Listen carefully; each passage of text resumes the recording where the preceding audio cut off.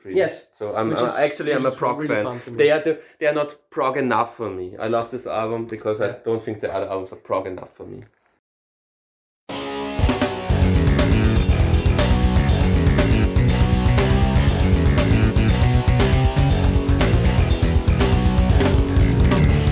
Welcome to Murdock's Music Minute. This will be part 2 of a controversial video I did with my sexy co-host Stefan Redelsteiner a couple of months ago.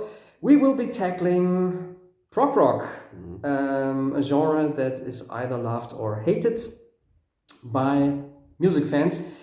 And we thought we will do this again in order to steer even more controversy and hate in the comment section, and look at 3 more rather big prog rock albums and talk about what we like or don't like about them, and what makes them maybe prog or not. A lot of these albums, I think, were the first time that you ever listened to them. All those 3 albums. I haven't listened to any of those before. So the last time we really crapped on King Crimson, Pink Floyd, and not so much on Jethro Tull. And this time I thought let's bring out the real big guns. We will be talking about more or less the holy trinity of progressive rock. Genesis, YES, and Emerson, Lake and Palmer, also in this order, chronological order, because we talked about a few albums that we could listen to and discuss in this video, and so the suggestions were Genesis, Nursery Crime, which came out in 1971, YES, Close to the Edge from 72, and Emerson, Lake and Palmer from 73, which also already shows that prog rock was a thing of the early, up until the mid-70s maybe. Usually prog fans say around 75, 76 prog was pretty much dead. So let's start with Genesis. Yes. Like the Bible. No physical. Yes, from Genesis to the Apocalypse. And yes, the Emerson, Lake and Palmer album is quite dystopian actually. But I haven't got a physical copy to show, but we will do some technical magic so you can see the cover. Nursery Crime from 1971. It's an interesting album in the Genesis history. Genesis are a band that is interesting in general because they have there are 2 phases of Genesis. When I was younger, I usually associated or had this image of Genesis as this 80s pop band with Phil Collins as a singer, and later on learned that actually Genesis had a longer history in the 70s and were a very cerebral prog band before that. I think that was for all of us who were born in the 80s. We all thought, that's the cheesy 80s pop band Genesis. And then like, whoa, 70s Genesis, what's that? What's that? It's quite different. And for some listeners, it's hard to say which phase is more terrible, the heady prog bombast or the cheesy pop stuff. So this was their 3rd album, and it's the first album with their real classic lineup. It's the first album with Phil Collins, not as the singer, but as the drummer. And whatever you think of Phil Collins as a pop artist or as a singer, I have to say, as a drummer, he was really, really good. He's good. But we still have Peter Gabriel as the frontman with all his theatrical costumes and all the strange concepts in his lyrics. And it's also the first album with the beloved Genesis guitarist Stephen Hackett, who later left. He left in the later 70s, and that was then also the dawn of the pop Genesis. Of Phil Collins' Genesis. Nursery Crime for me, clearly a pure prog album. It has very long drawn songs that consist of multiple parts. It's very complex musically, and it has quite strange lyrics and topics. And it is probably the most whimsical of the 3 albums we will be talking about today. It's very English. But this is not to become a history lesson on the Genesis album. What are your thoughts? Yeah, I'm the prog hater here in this video. At least that's what we are saying. That's what we're proclaiming. But these I'm prepared albums, with the stronger stuff. These albums that I haven't listened to before, like in the previous episode on your channel, it's like me with your assistance, hopefully warming up to prog rock. So it's not really about me wanting to hate these albums. It's about me opening up to them. And Genesis, Nursery Crime, I agree with you. As usual with Genesis, it's a very, because there's one Genesis album that I was familiar with, and that's Selling England by the Pound. The title alone, it's a very English, very British, but really English sounding music, and Nursery Crime as well. I also have it in my notes. It's basically almost the first thing I wrote down was very English. Yes. Which I should like. I do like, because I'm an Anglophile. I love being in England. I love the culture. So I should like this, and I like this fact that it's very English sounding. I also in my notes I'm looking at. I wrote down very fairy tale like. It's this fairy tale version of England. It's almost like Tolkien England. Yeah, or like a Victorian fairy tale world, Alice in Wonderland, but with absolutely. a dark twist to it. Maybe if you listen more closely to the lyrics, but I didn't really listen very close to the lyrics, because I just it was what is my first impression. It's more about the music, anyways. We will not discuss the lyrics here. And it's very dreamy sounding in parts. It's also folky. It's of the three albums, at least today, it's to me the most folky sounding album, the least technical. It's the most I think it's the most natural sounding of the three, which I should like. Usually I gravitate towards more at least in the 70s, with this early to mid 70s music, the more warm sounding, the more analog, the more natural sounding, the more I will like it. But I have to say, I didn't really like the album. I wouldn't say I hated it. I liked it more than in the last episode we had 3 albums. We had Figures of Brick by Jethro Tull, which I loved, not just liked, I loved this album. I think it's fantastic. And then there were 2 albums that I almost hated, but I totally didn't get into, which were Pink Floyd Metal and King Crimson at the Court of the Crimson King. And I have to say,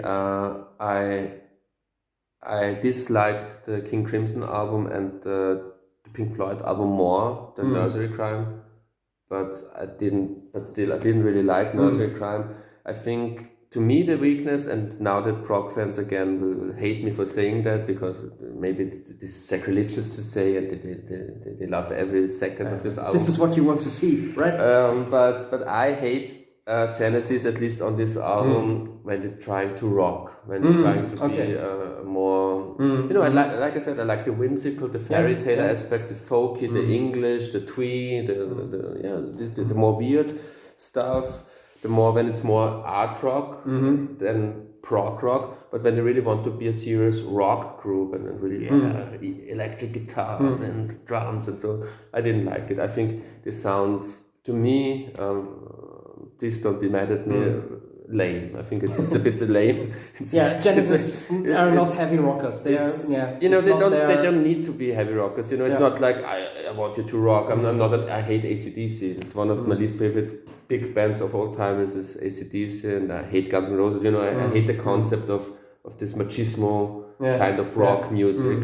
But when you rock, you have to do it in a certain way. And I think with Genesis, I don't really know the background of those people, but I imagine them more upper class, or at least upper middle class. That they sound like. Boarding school. They don't sound like tough guys from a tough area. It's really like those pampered people from with rich parents, and when they rock, they sound like exactly like that to me. It's more for a dramatic effect, but it's not really. That's really a good way of putting it, because I think when they rock, in general, this incarnation of Genesis to me is almost like a theater band, like a musical, like Andrew Lloyd Webber kind of, or Rocky Horror Picture Show. They're really like a musical band, and that goes especially when they're trying to be hard or edgy or rocking. I think this sounds like musical people on a stage pretending to be a rock and roll band. Yeah, and this is very harsh. But there was a theatrical approach to music, especially from Peter Gabriel. So there is intentionally this theatrical element. Yeah, but still, I know that Peter Gabriel also had like costumes on stage and masks, maybe even and things like that. I'm aware of that, but still, that's no excuse. You still can do a proper job at being a real rock group. If when you either you are not a rock band or you are a rock band, but this is like pretending to be a rock group, and they should. I think it would have been much more suitable for them to be like this folky, dreamy fairy tale kind of England band. Yeah. Maybe it's in my opinion, just because they had just lost their original guitarist Anthony Phillips, who brought in those really whimsical, folky elements. And we all know what in the 80s happened when the prog fans really some of them, really started not liking Genesis any longer when Phil Collins was the lead singer. Again, same thing. When they're trying to rock, it's terrible. But those pure pop songs from the 80s, like Invisible Touch, there's at least as a guilty pleasure, you can enjoy those songs.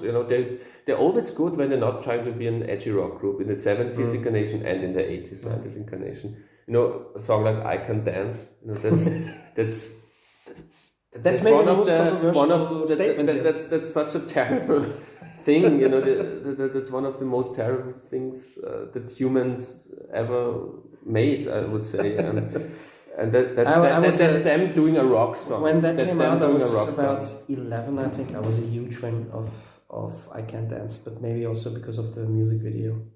I haven't listened to it in a very long time. That's Genesis doing a rock song in the 90s, and on this album in the 70s, it's the same. But there are aspects I liked about it. I liked the strings in the song Seven Stones. I think it's a title of the song.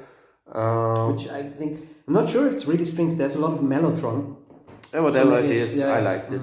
I liked it. Also, that makes it pure prog. A lot of mellotron. It's a pure. That's always the question you ask me at the end. In the last video you asked, is it prog or not?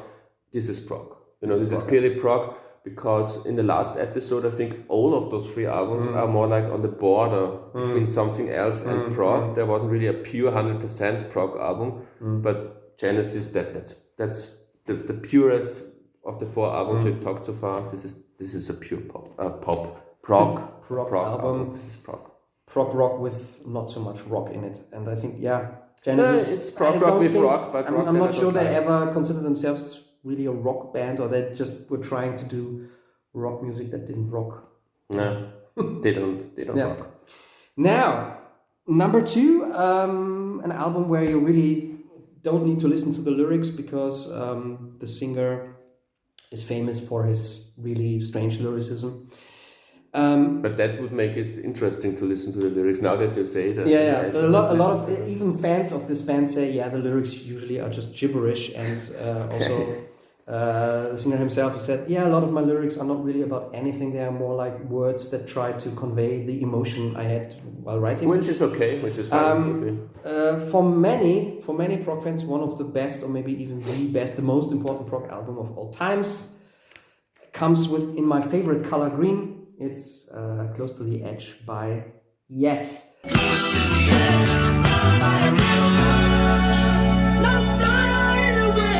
This was released in 1972, an important album an important year for rock music and for progressive rock in general.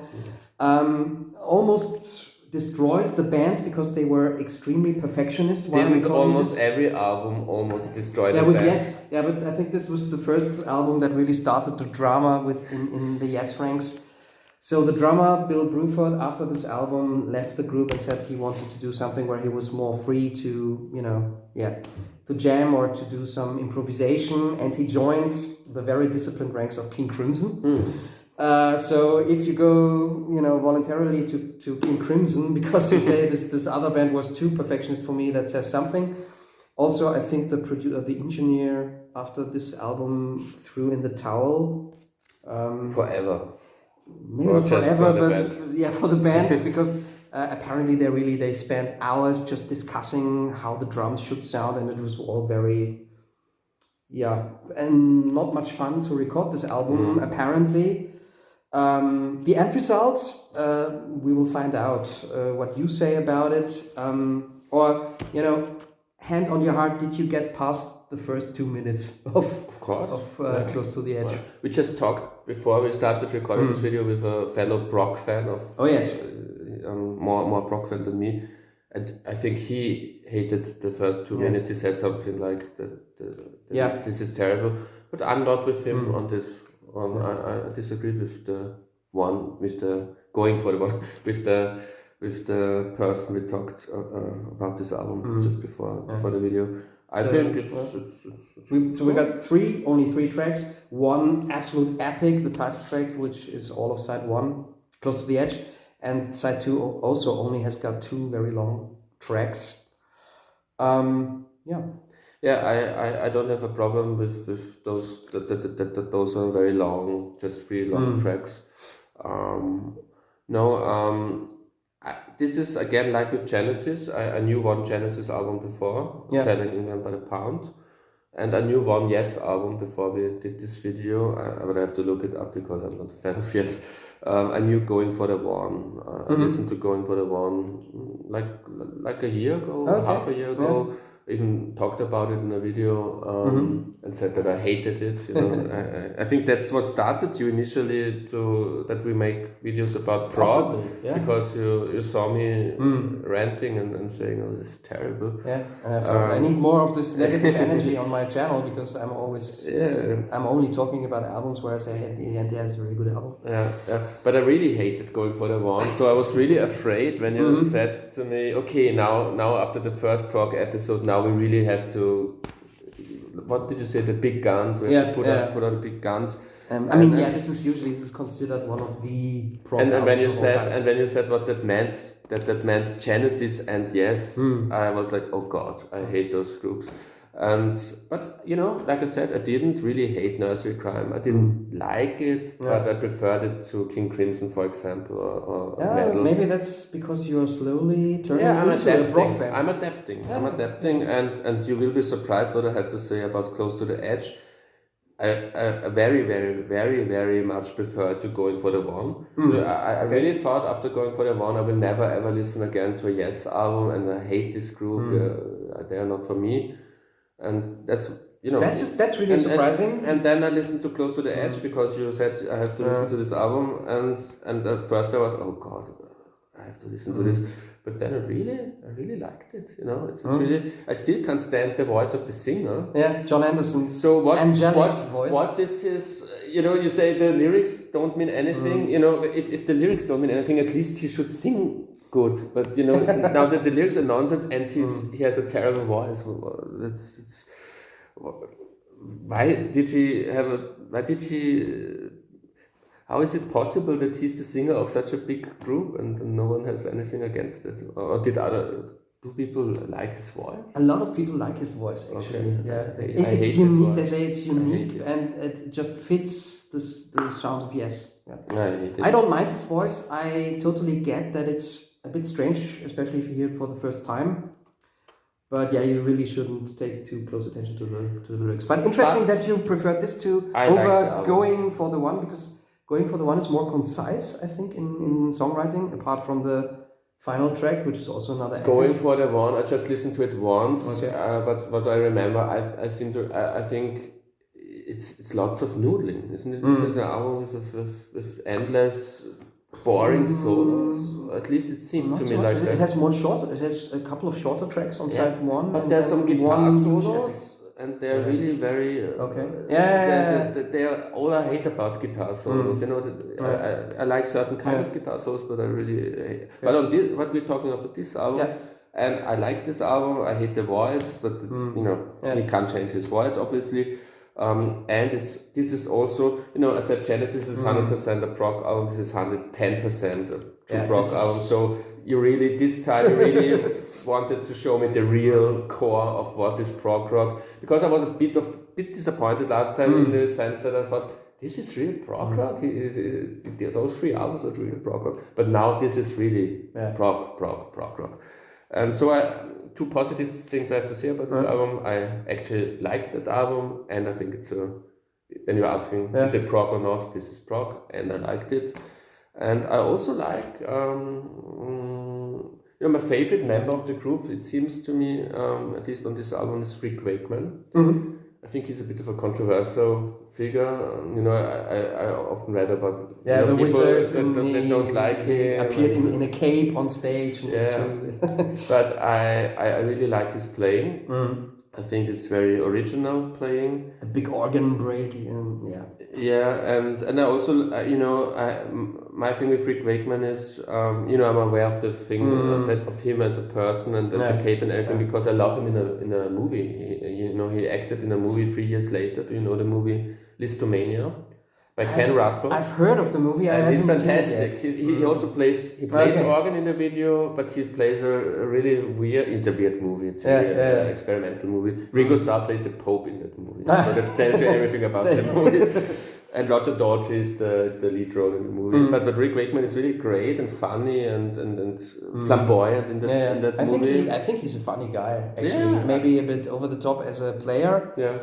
But as a person, it seems to me rather down to earth. He was the one who said, "Yeah, I have a few beers and we have some fun."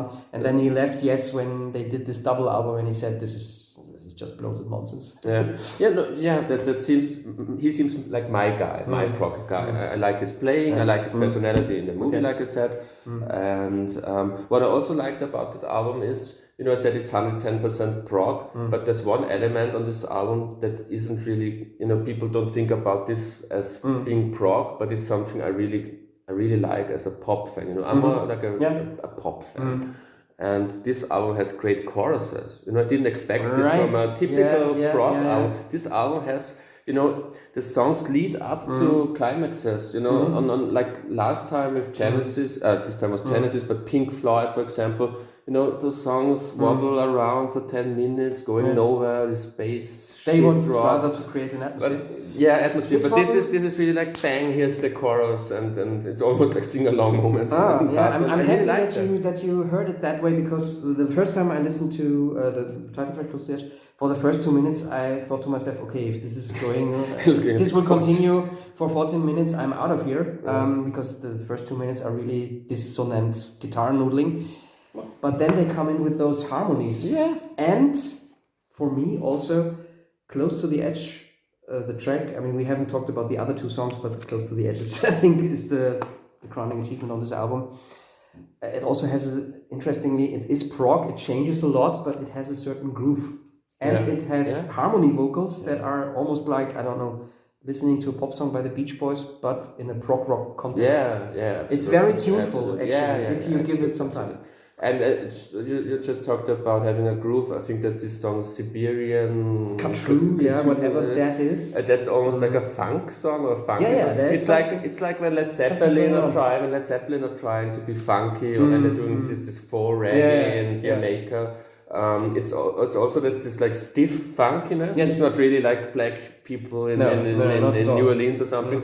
But it has its own character, and I enjoy it. It's unexpected for me with a band like Yes, and I like it. I kind of like it, and I also like that the songs, you know, most of those songs, maybe all, just 3 songs, those songs have kind of resolutions. You know, they really have like a goal, this is where we're going, and it's not like a moment in space, and it's like with Pink Floyd drifting into another galaxy or dimension. This is earthy in a way. This is more like a journey. You start at one point, and maybe you will be at another point in the end, but there's kind of arc or absolutely. And this I respect, and it's the best type of prog album that I can imagine. Wow. So you are open for rather esoteric. I'm almost convinced of prog rock now. You're almost convinced, but maybe the final album that we talk about will destroy everything. Destroyed everything.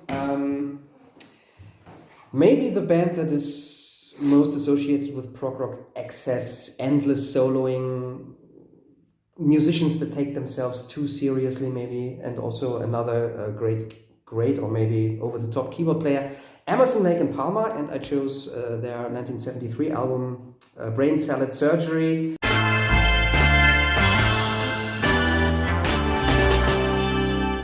Simply because it's got an awesome cover artwork. It almost looks like a metal album, maybe, or a prog metal. From this H.R. Giger, from H.R. Giger, the Swiss guy who designed Alien. So we always have a combination of sexuality and morbidity or violence in his works.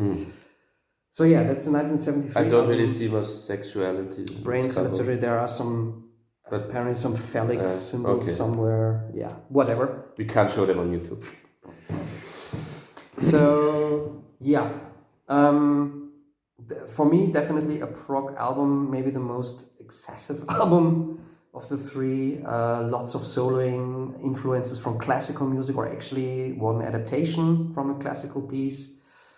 A lot of instrumental passages and lots of technical playing, almost cold playing. But what did you think of this one? Again, I liked it. I liked it a lot. So this episode was much better for me than the previous because I had more. I was more fearful this time because yes, Emerson, Lake and Palmer, Genesis. This is really like the dark. If you hate prog, this is like, oh God, I don't want to go this way. And Pink Floyd is more like, I know Dark Side of the Moon. I like Pipe at the Gates of Dawn. So I thought like, Pink Floyd, that will be nice. And I hated it.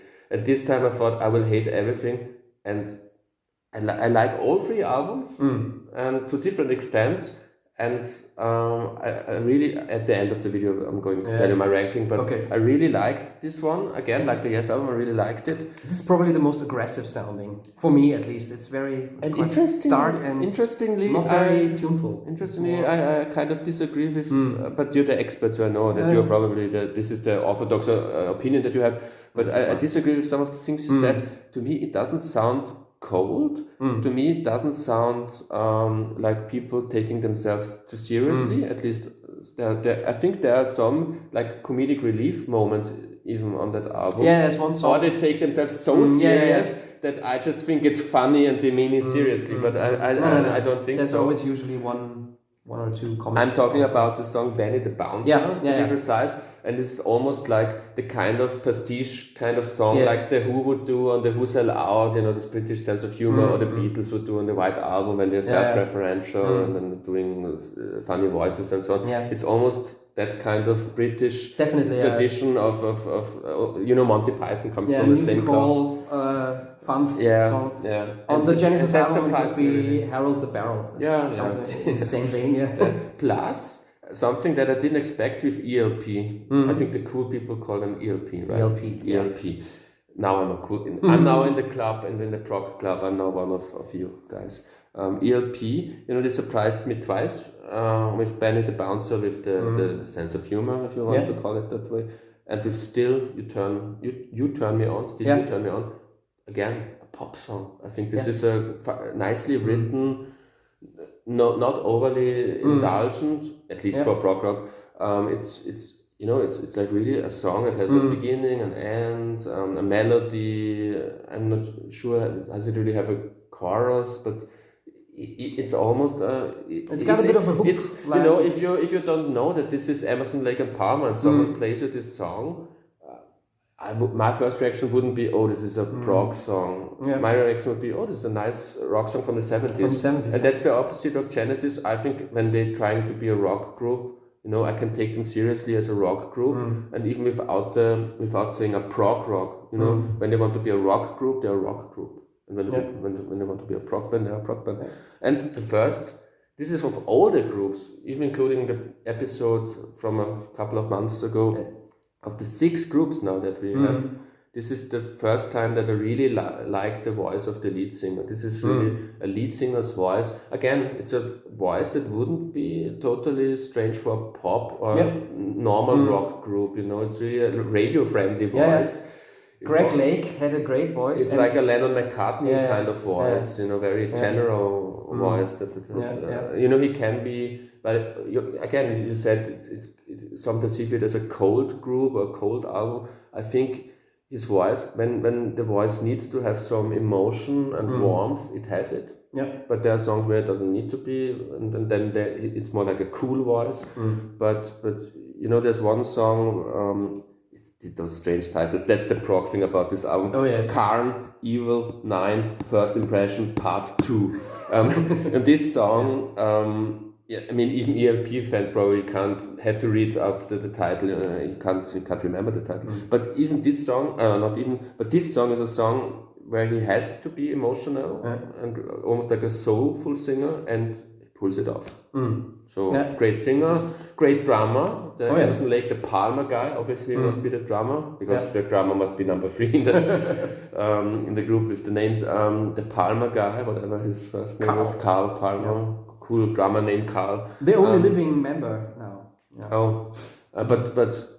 But fantastic drumming, and also the production. I really loved it. I think it's the album where I like the production the most of those 3 albums, and especially the drums. I think the way the drums are. That's what I like about 70s production. The drums, the way they are mic'd up or whatever. It's really clear, great, warm analog sound, and also what he's playing is very tasteful. It's not, you know, ELP, that the image of them is like endless, unsubstantial solos all the time, but I didn't really. I think everything is where it needs to be. You know, when he's doing something wild or proggy, it's okay with me. But he also, you know, there are also moments when he knows, okay, now I have to take a backseat, and the song has to be at the forefront. Like a Ringo moment, you know, where the drummer just is like helping the song, and he's brilliant. So he deserved to be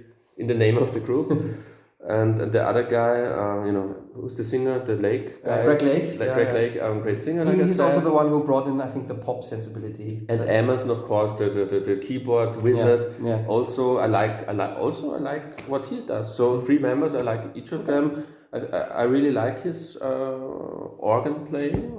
It's cool. And he was also the guy who threw knives at the organ. Yeah. So also a cool performer. Obviously, I never saw it, but that sounds cool. But you know, not just a gimmick. This is a gimmick. No, he stuck it. But it's more between the keys. So he created awful or delightful noise. So he knows about the fear about being on a stage and then being like an act, making an act. But he's not a gimmicky player. You know, when what he's really playing is great. Yeah. It's again, like with the drummer, if it needs to be subtle, and that was what surprised me about this band. It's always that it's self-indulgent band. When it needs to be subtle, it's subtle. But when it needs to be big and look at me, I'm the biggest keyboarder of all time, then he also pulls it off. So it's, you know, what they set out to do, they are achieving. So I liked all 3 albums in varying degrees, and that's more than last episode when I just liked one of the 3 albums. Definitely, you leave me a little bit baffled but happy. Yeah. So, To finish this, what would your ranking be? I have to look. I mean, I know it, but I haven't even written it down, so I have to do it from memory. But I remember it. My favorite is Emerson, Lake and Palmer, which is I didn't expect this. I never would have expected you to like this. I thought Genesis would be my number 1 of the 3 because I knew selling in England by the pound, and I kind of liked it to a certain degree, and I thought, okay, it's all right. Yeah, honestly, I thought you would like this one least with Toccata. It's the noisy bits and stuff. It's the exact opposite. My ranking is the exact opposite way as I would have expected before I listened to those 3 albums, because my number 1 is ELP, my number 2 is YES, Okay. He said after going for the one which I hated, I didn't expect this. And number 3, surprisingly, is Genesis. You know, I think I prefer selling the other album. I know. I think I prefer selling about £1. I think which is the favorite of many. Yeah, I don't think that Nursery Crime is definitely not a bad album. Yeah. I liked it, but it's the least. It's my least favorite of the 3. Yeah, and I'm becoming a prog fan. Really. Yeah, I'm afraid so. So yeah, let us know what you think in the comments, and maybe see you for something completely different. I think. If we team up again for the channel, I think we should do something else in prog. But yeah, thanks for joining us. Thank you for having me. See you again. And thank you. Good.